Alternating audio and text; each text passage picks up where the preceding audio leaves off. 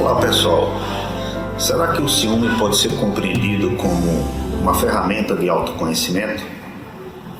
O ciúme, na sua origem semântica, significa zelo.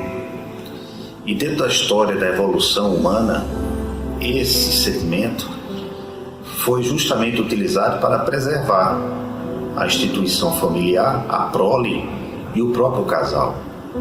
Então a gente tem um aspecto do ciúme muito positivo, que é justamente aquele que cuida do outro, cuida da relação.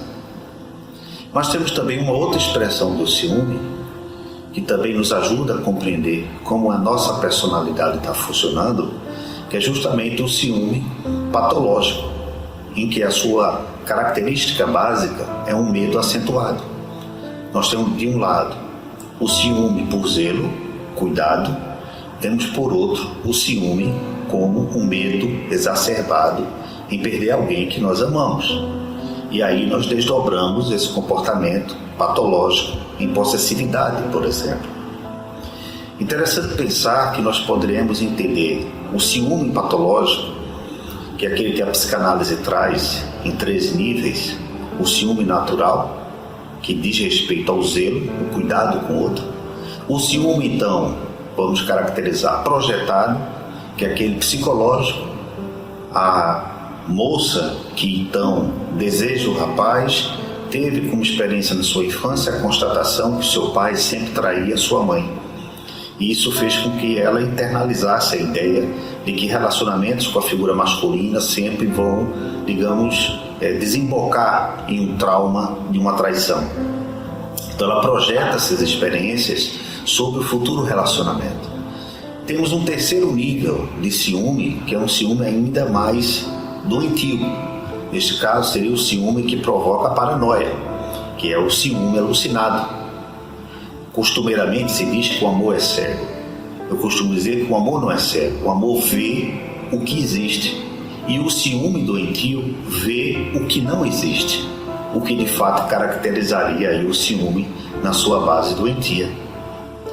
Dentro da literatura bíblica, por exemplo, nós temos que os 3 principais elementos que refletem a falibilidade humana, que refletem a fragilidade humana, de certo modo estão agregados ao medo.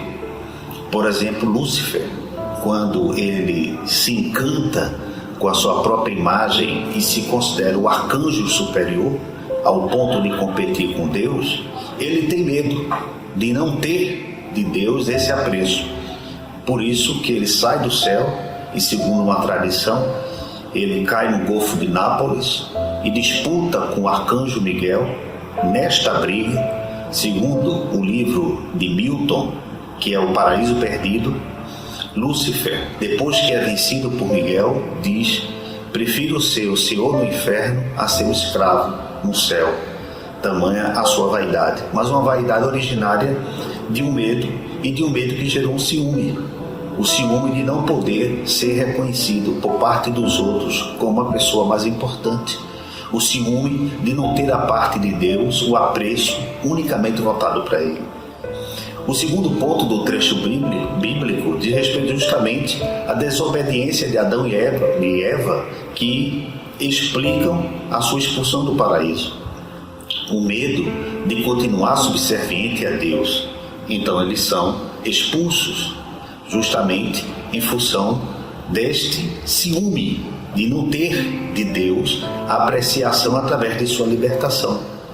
E temos também a história de Caim e Abel, onde Caim experimenta um profundo ciúme que tem como desdobramento a inveja e no que culmina, sobretudo, na morte do próprio Abel. O que acontece com Caim? Caim passa ali por uma profunda, digamos, experiência de ciúme doentio, porque não tinha de Deus a apreciação que Abel recebia. Interessante pensar que, pegando a versão psicanalítica, a versão bíblica, e um pouco de um conteúdo literário, como a obra de Otelo, escrita por Shakespeare em 1603, Otelo era um homem muito poderoso, cheio de autoridade, inteligente, reunia várias qualidades, portanto era um homem invejado.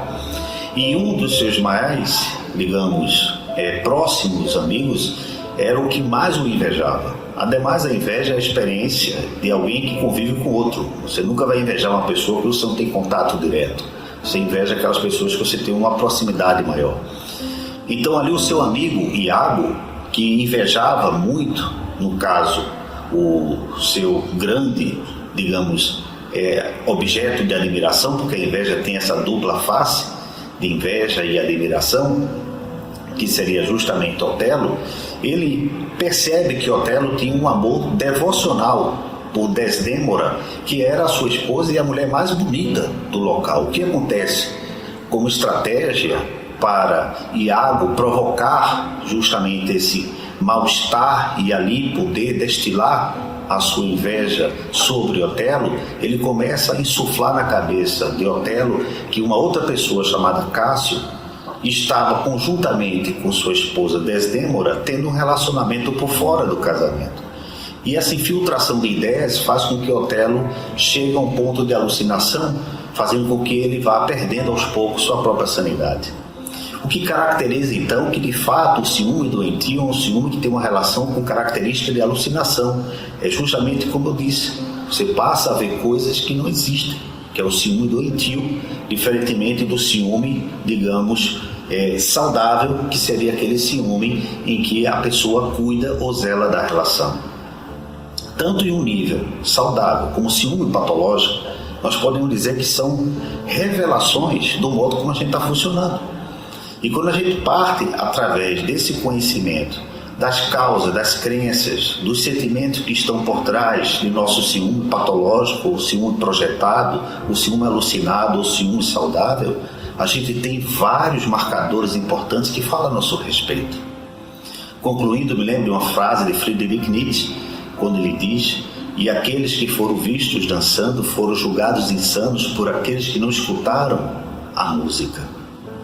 Podemos dizer que neste caso, que uma pessoa que tem uma relação amorosa verdadeira com o outro, ela está dançando levemente e alegremente com esse outro. Mas quando essa pessoa não consegue acompanhar o ritmo da dança da alegria, do amor verdadeiro, então ela começa a desencadear o ciúme. E o ciúme é justamente aquela pessoa que deixou de escutar a música do amor para escutar a música dos seus próprios medos. Como diria Coríntios 1,17, que o verdadeiro amor não arde de ciúmes. Ou seja, não é o verdadeiro amor privado de ciúmes. Ele não arde nos ciúmes. E o ciúme doentio é uma experiência, digamos, de queimação, uma experiência de destruição. Muito obrigado.